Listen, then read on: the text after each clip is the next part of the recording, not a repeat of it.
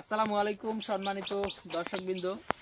বর্তমান সময়ে যেই ঘাসটি নিয়ে আপনাদের সামনে দাঁড়িয়ে রয়েছি এটি হলো গুয়াতিমালা হাইব্রিড ঘাস। এটি যেমন আপনার নরম মিষ্টি রসালো তেমন কিন্তু ভিটামিন প্রোটিন এবং অন্যান্য উপাদান কিন্তু এই ঘাসে পর্যাপ্ত পরিমাণে রয়েছে। দর্শক শ্রোতা, এই ঘাসটি চাষ প্রক্রিয়া মোটামুটি অন্যান্য ঘাসের মতোই, তবে এই ঘাসটি চাষ করতে তেমন বেশি সার বা কীটনাশক বা ঔষধের প্রয়োজন হয় না। দর্শক, আমরা আমাদের এই জমিতে এই ঘাস লাগানোর আগে শুধুমাত্র গোবর সার দিয়েছি আর ডিএপি সার দিয়েছি। এই দুইটি সার আমরা ব্যবহার করেছি, অন্য কোনো সার দিইনি। আর এই গাছগুলো যখন কাটিং থেকে চারা হয়েছে তখন আমরা শুধুমাত্র পানি দিয়েছি এবং ডিএপি সার দিয়েছি।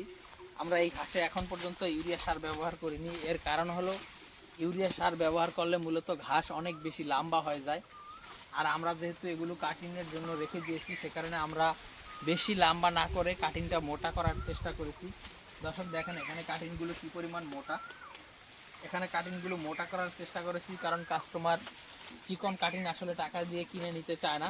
আর গুয়াতিমালা ঘাসের কাটিংয়ের যেহেতু একটু দাম বেশি অন্যান্য ঘাসের থেকে, সে কারণে চিকন কাটিং তো আরও বেশি নিতে চাবে না। সে কারণে মূলত আমরা ইউরিয়া সারটা দিয়ে লম্বা বেশি না বানিয়ে আমরা ডিএপি সারটা দিয়েছি, যাতে করে ডিএপি সারটা দিলে জাটা আরও বড় হবে এবং ঘাসগুলো মোটা হবে, সে কারণে ডিএপি সারগুলো দিয়েছি। তো দর্শক, আপনারা যারা গরুকে এই ঘাসটা কেটে খাওয়াবেন তারা নিঃসন্দেহে ইউরিয়া সার দিতে পারেন। ইউরিয়া সারটা দিলে ঘাসটা তাড়াতাড়ি লম্বা হয় এবং বৃদ্ধি পায় দ্রুত। তো দর্শক, যারা এই গুয়াতিমালা ঘাসের কাটিং সংগ্রহ করবেন তারা অবশ্যই আমাদের স্ক্রিনে দেওয়া নম্বরে আমাদের সাথে যোগাযোগ করবেন।